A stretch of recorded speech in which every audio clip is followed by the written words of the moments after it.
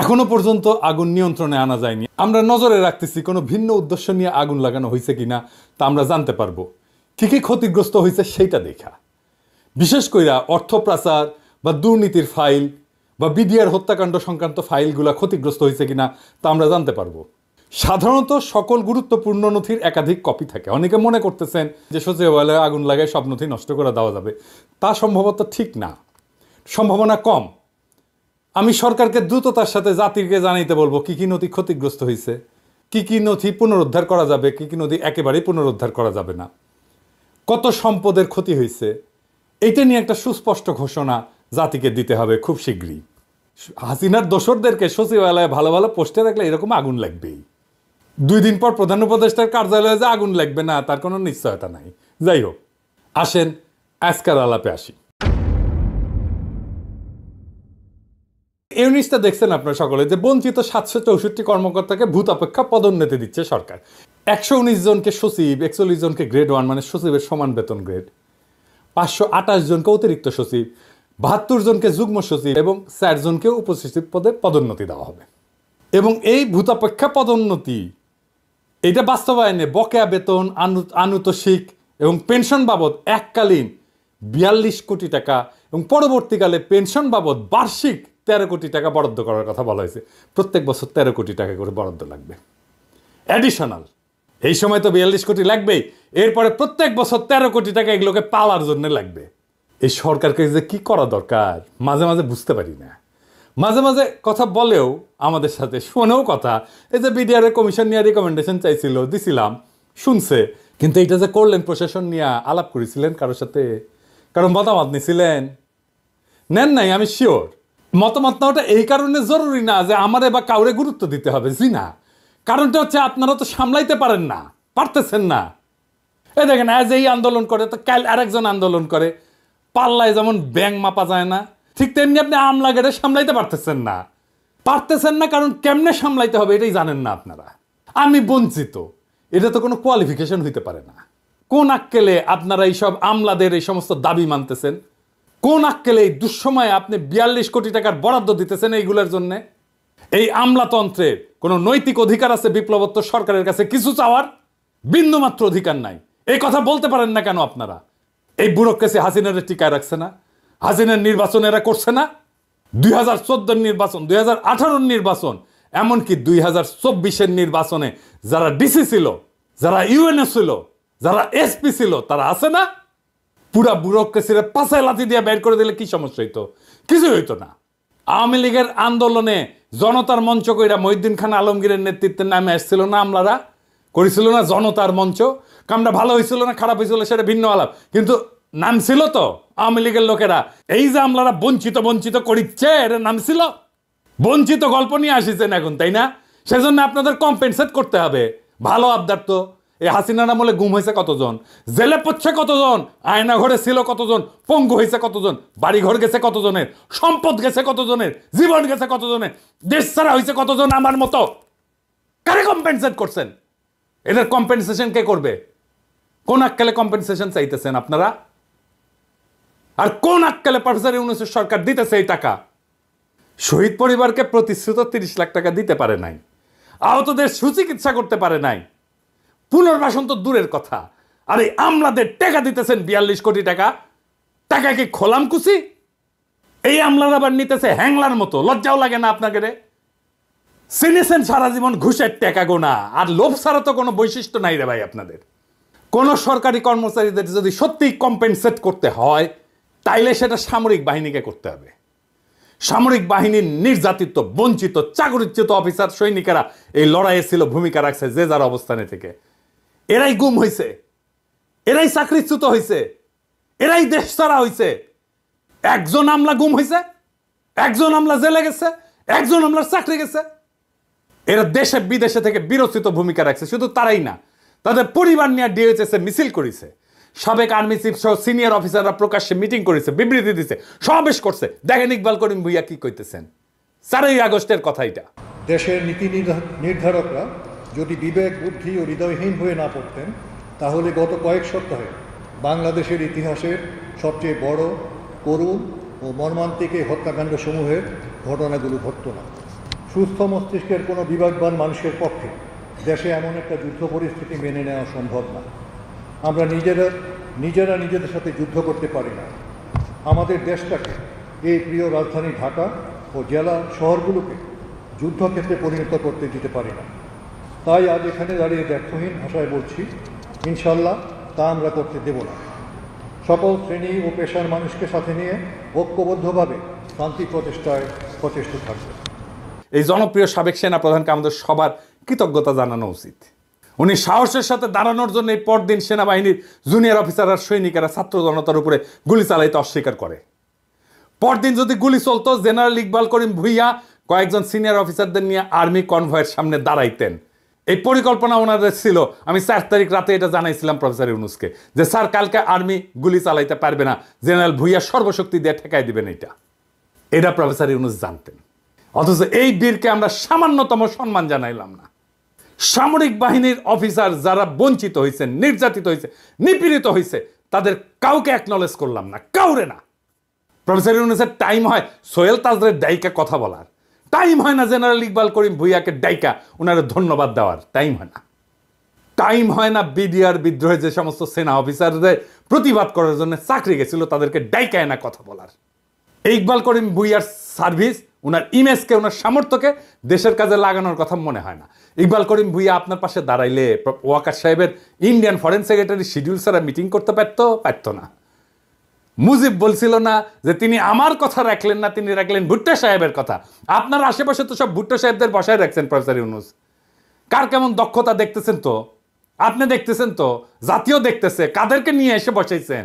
না আছে রাজনৈতিক ক্ষমতা, না আছে পাবলিককে মোবিলাইজ করার ক্ষমতা, না আছে লিডারশিপ স্কিল, না বলতে পারে কথা, না আছে জনপ্রিয়তা, না আছে মেধা, না আছে রাষ্ট্র চালানোর জন্য ন্যূনতম যোগ্যতা এবং দক্ষতা। তাও এগুলোর আশেপাশে রাখিছেন কেন? এই আমলাগুলোর একদিন দাবরানি দিলে দ্বিতীয় দিন দাবি দেওয়া নিয়ে আসতো না। কিন্তু দাবরানি দেওয়ার সেই মানুষটা নাই আপনার পাশে। কি কইয়া দাবরানি দিতে হবে সেটাও জানেন না। ওদের এই আর্গুমেন্ট দেওয়ার কেউ নাই যে বলবে তোমাদের বিন্দুমাত্র নৈতিক অধিকার নাই, বঞ্চিত বলে দাবি করে নিজের বৈষয়িক লোভকে চরিতার্থ করার। কিছুই করো নাই তোমরা, করছো তোমরা এই রেজিমকে হটাইতে কিছুই করো নাই। এটা খড়ের টুকরা ভেঙে 2 ভাগ করো নাই। তাও তোমাদের জন্য জনগণের 42 কোটি টাকা খরচা হবে। এটা কে বলবে? যাদের ডাইকায় না আপনার প্রশাসন সাজাইছেন তারাই তো বলবে, নাকি নাকি আমরা কয়া দিব? আর রাষ্ট্রীয় সম্পদে 42 কোটি টাকা তো আপনার বাপের জমিদারির টাকা না রে ভাই, যেভাবে বিলাইবেন। মুক্তিযুদ্ধের পরে ঠিক একই জিনিস হয়েছিল, কে কিভাবে কোনটা দখল করবে তার প্রতিযোগিতা। ফলাফল তো আমরা দেখেছি, তাই না? এরকম একটা ল্যাংরা খোড়া রাষ্ট্র পাইছি। এইরকম একটা বিপ্লব হইলে এত মানুষ রক্ত দিল, এত ছাত্র রক্ত দিল। আপনি নিজেই বলছেন ছাত্ররা আপনাদের ক্ষমতায় বসেছে, কি করতেছেন তাইলে? হাসিনা শাসনের বেনিফিশিয়ারিরা কে কিভাবে কোথায় জায়গা করে নেওয়ার চেষ্টা করতেছে আমরা দেখতেছি, সব দেখতেছি। হাসিনা সরকারের বেনিফিশিয়ারিদের সাবধান করে দিয়ে বলতে চাই, করে কমে খাইতেছেন এমনি খান। রাষ্ট্রের রিসোর্স, রাষ্ট্রের গুরুত্বপূর্ণ ব্যক্তিদের আশেপাশে যাইবেন না, কোনো আলগা সুবিধা নেওয়ার চেষ্টা করবেন না। আপনাদের তো ভদ্রভাবে বললে বুঝেন না, শুনেন না। লোভ তো 2 চোখ ভরা চকচকা লোভ। মায়ের বুঝেন, মায়ের মায়ের মায়ের ভার্চুয়াল ম্যান না, একদম লাঠি দিয়া মায়ের বেদম পেটানো হবে, একদম ধরে রাস্তায় ফেলে পেটানো হবে। ওইটা করতে পারবো আমি, ওইটা করা হবে, কেউ বাঁচাইতে পারবে না। আগে থাকতে সাবধান হয়ে যান। আমি আর ইলিয়াস বলছিলাম শহীদ পরিবারদের প্রতিশ্রুত 30 লক্ষ টাকা দিয়ে দিবেন, 2 মাস সময় দিছিলাম। আজকে আবার মনে করাই দিলাম প্রফেসর ইউনূসের সরকারে। এই প্রসঙ্গে আজকে আমার ফাইনাল আলাপ। জুলাই আগস্ট বিপ্লবের আহত আর শহীদ পরিবারের দায়িত্ব আর পুনর্বাসন নিয়ে আপনাদের দীর্ঘসূত্রিতার পরিকল্পনাহীনতা ক্ষমাহীন পর্যায়ে পৌঁছেছে। আপনাদের না আছে পরিকল্পনা, না আছে উদ্যোগ, না আছে সেন্সিটিভিটি। আমি সুইডেনেও জুলাই ফাউন্ডেশনের জন্য অনুদান দেওয়ার ব্যাপারে ক্যাম্পেইন করে আসছি। আপনারা যদি কাজটা শুরু করার আগে আলাপটা করতেন তাহলে আরো ইনোভেটিভ আইডিয়া, সৃজনশীল আইডিয়া দিতে পারতাম। ওটা তো করবেন না। আমাকে তো মানুষ বলে মনে করেন না। বিপ্লবের স্টেক হোল্ডার বাদ দেন, মানুষ বলেই মনে করেন না আপনারা। আমাদের সমাজের একটা শক্তি আছে, সেই শক্তিকে কাজে লাগাইতে হইতো। সেটা করলেন না, শুনলেনও না কিভাবে এটা করা যায়। এখন পারতেছেন না, না পারতেছেন চিকিৎসা দিতে আহতদের, না পারতেছেন শহীদদের পরিবারদের পুনর্বাসন করতে।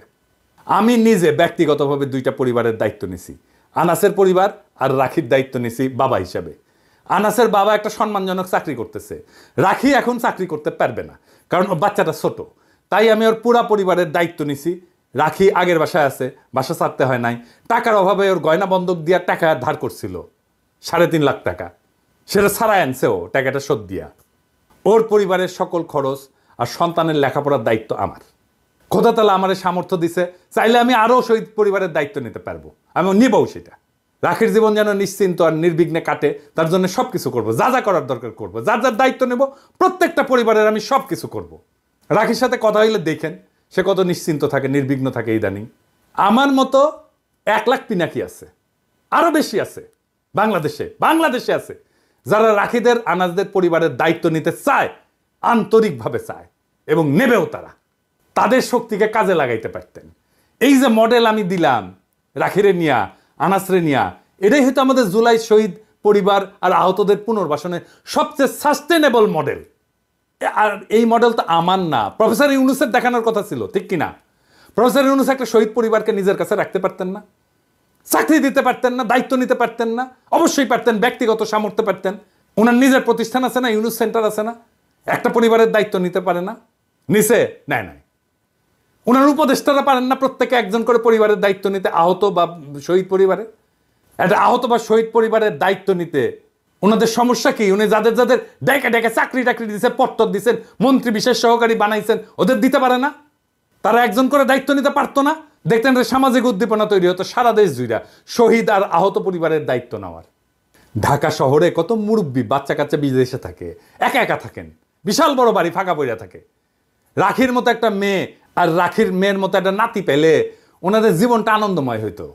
রাখির মতো শহীদের স্ত্রীকে নিজের কাছে সন্তানের মতো আগলায় রাখতেন। এরকম অসংখ্য পরিবার পাওয়া যাবে যারা এই কাজ আনন্দের সাথে করতেন। শুধু সামর্থ্যবানেরা, এমনকি নিম্নবিত্তরাও এই কাজ করতে আগে আসতো। আমার বাবা তো দরিদ্র স্কুল টিচার ছিল, আমাদের বাসা পুরাই দিছিল 71-এ। আমরা রান্নাঘরে থাকতাম, বাসার রান্নাঘরে থাকতাম একটা ঘরে। সেই বাসাতেও একটা বিহারি পরিবারকে আশ্রয় দিছিলেন বাবা, আমাদের সাথেই থাকতো। পরিবারের শেষ সদস্য একটা মেয়ে ছিল, আমি দিদি বলে ডাকতাম।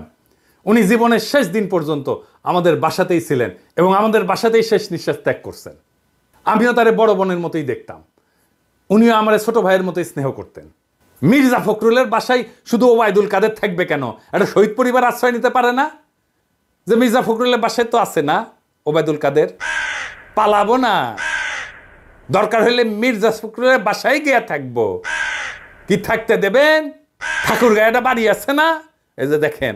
পালাবো না, কোথায় পালাবো না, প্রয়োজনে ফখরুল সাহেবের বাসায় গিয়ে উঠবো। কি জায়গা দেবেন? না হলে ঠাকুর গায়ের বাড়ি আছে না, ওই বাড়িতে গিয়ে উঠবো। নির্বাচন করে তো মাথা খারাপ করে দিতেছেন সবার। তো দায়িত্বটা কি নিছেন বলেন? দায়িত্ব কি নিছেন? সব দলের এমপি ইলেকশনের নমিনেশন যারা নেবেন তাদের দেখাইতে হবে কোন শহীদ আহত পরিবারের দায়িত্ব নিছেন। দল থেকে না কি দিচ্ছেন সেটা না, আমরা জানতে চাই আপনি নিজে কি করছেন, নিজে ব্যক্তিগতভাবে কি করছেন, আপনার বাসায় আছে কিনা। আগামী বাংলাদেশ সেই নেতা চায় যারা কথায় না কাজে বড় হবে। কাজ দেখান, দায়িত্ব নিতে পারেন।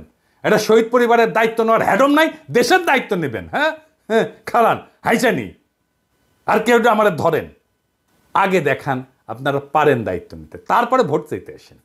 আর মনে রেখেন, আগামীর বাংলাদেশ চালানো আপনাদের জন্য কেক ওয়াক হবে না, মাখনের মধ্যে দিয়ে হাঁটার মতো হবে না, পিকনিক হবে না। সংসদের বাইরে, রাজনৈতিক দলগুলোর বাইরে, মেরুদণ্ডহীন বুদ্ধিজীবীদের বাইরে, সুশীল সমাজের বাইরে অসুশীল ভয়েস থাকবে পিনাকি আর ইলিয়াসের মতো। এবং আমরা আপনাদের সব সময় দাবরানির উপরে রাখবো। এইটা মনে রেখেন, জনগণের কণ্ঠস্বর হিসাবে যেন সিধা রাস্তায় চলেন, সিরাতুল মুস্তাকিম। ইনকিলাব